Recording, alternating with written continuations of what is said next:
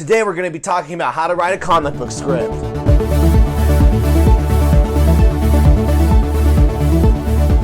What's up everyone? Tyler Carpenter here from Fictional Reality. Once again, hit the subscribe button. We're going to have a lot of cool content coming soon every single week. I'm still going to be doing tutorial videos on how you can make money with your comic books, also how to make comic books, and even I'm going to throw in some of my live daily sketches that I do while I'm working. So today, we're going to be talking about how to write a script. We already have our map, the story summary, and our plot lines. We can now start diving in to the script. This is going to get fun.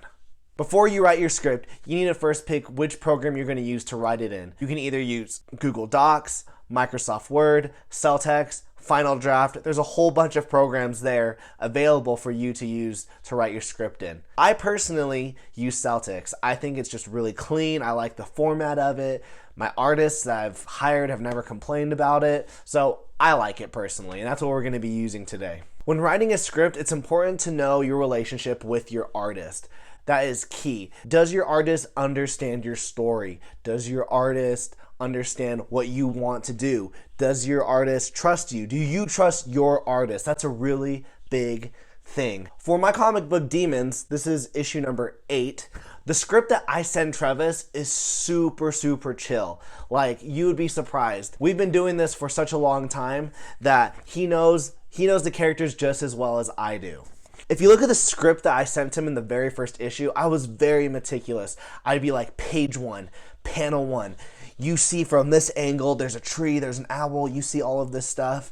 And I was very specific. Now at this point in our relationship, when I write the script, I just tell him, Ace is talking. I don't have to be as descriptive as I used to be because of that relationship that we have. If you don't have that relationship with the artist, and you really need to convey your ideas, then this is good because this is what we're going to be talking about in the script writing process. We're going to now write one panel and I'm going to show you how you can and cannot do things with your artist. You write in the panel, the main character is looking towards the reader. Pretty specific, okay, but it could get more. They can then put, he looks terrified as if he just saw a ghost, okay?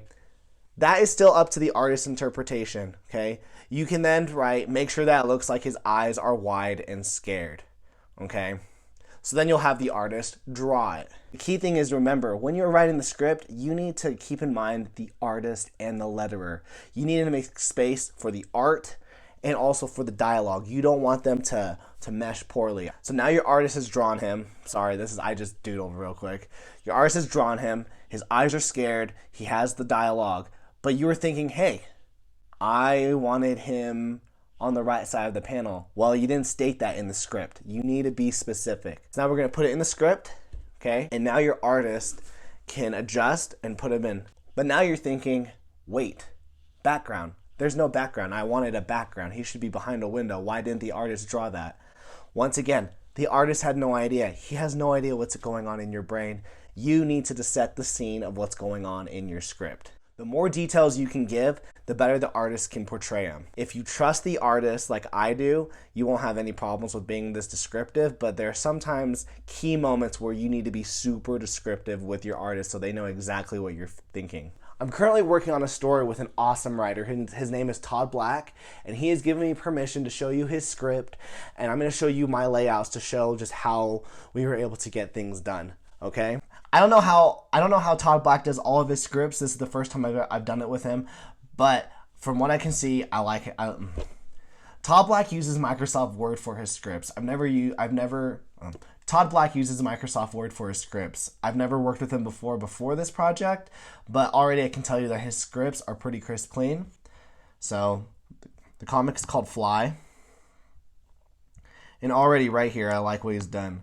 He has page 1 and he's letting me know as the artist how many panels I need to be expected in this page, all right? Panel 1, outside a hill on the left side of the panel, showing it sloping down, but big enough that it has a tree of good side on it. The background I'll leave to you, just make sure it's natural, not a city, okay? All right, so this is panel 1, okay? I think I got it. There's the tree. We're on a hill. You can see it sloping down. There's no cities. It's all natural, okay? And then Same shot, but this time the boy is walking up the hill toward the tree. Okay, and so these are just my layouts. He's walking up towards the tree. The boy sits down the hill and rests against the tree. Right there. Now this is where I took some creative control. Okay, if you see right here, it says, we'll be zoomed in more so now that we can see the boy in full detail. Okay, now I felt that the best way for me to convey the story was to keep the shot the same, because it would show the movement of the character in this scene. Okay, Todd gave me that permission to do so as the writer. Make sure as a writer, you tell your artist that you either need him to follow the script precisely or that he's got some leg room in it. You know, right here, he's got page 2, 7 panels, all right? And he says, panels 2 and 7 will be small squares. On the left side will be the boy, and the right side will be the raven of his said story. And so if we look at page 2, right here, panels 2 to 7, we have the boy right here, and then the raven on the other side. I only was able to do this because of the awesome descriptions that Todd gave me in his script. Without those set descriptions, I'd be clueless on what I was actually doing. So remember, when you're scripting a comic book, page, panel, dialogue, you can do this anyway. Just make sure that you don't have that you don't have crazy amounts of dialogue that are covering the page so you can't see what's on the art. And make sure too that the art descriptions you are giving your artist are exactly what you're thinking about in your head. Otherwise, when you get that art from the artist, you don't want to have a, oh my gosh, this is not what I wanted. All right? If you have any questions, hit me up in the comments. I'll answer them for you. Or I'll just do another video based off your comments. I can't really get everything to it in these 5 to 6 minute videos, but I'm trying. I promise. We'll always do videos for you guys and your questions. Once again, thanks for watching. Hit the subscribe button and make comics. It's fun.